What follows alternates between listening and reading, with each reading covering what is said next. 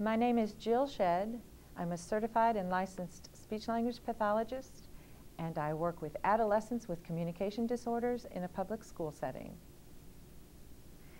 Language-based learning disabilities can make traditional education experiences very difficult and challenging for some students.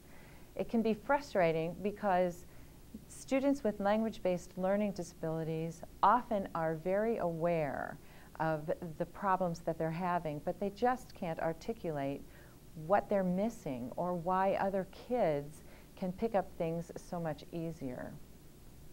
Language-based learning disabilities can take many forms. You know, reading disabilities, often called dyslexia, and math challenges, sometimes called dyscalculia, they are housed in certain parts of the brain, but language activates so many other areas of the brain that oftentimes it requires a comprehensive psychoeducational evaluation in addition to traditional speech and language testing. Some of the identifiable characteristics of a student who has language-based learning disabilities might include average to above average intelligence, but problems with oral language. They become very frustrated or even defensive when asked to explain certain things. Sometimes it's very embarrassing to have to ask the teacher to explain things just one more time. That's where that defensiveness comes from. Other symptoms might be trouble using or understanding idiomatic speech or figurative language. An expansive use of the word thingy is very apparent in kids with communication disorders with language-based disabilities.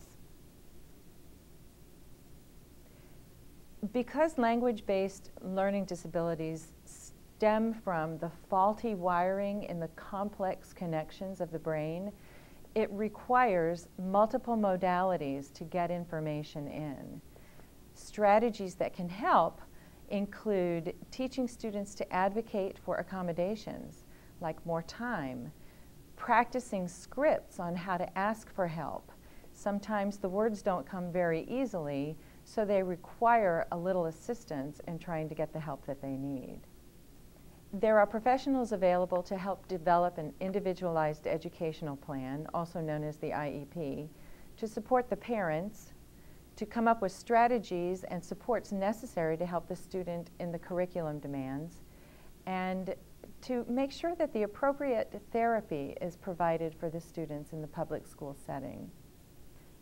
Parents can help by emphasizing a student's strengths, to practice with them some scripts to talk with teachers and other professionals. And they can also build on the skills that the student already has to get the best support they can get in the school system. This information is brought to you by the Georgia Speech, Language, and Hearing Association.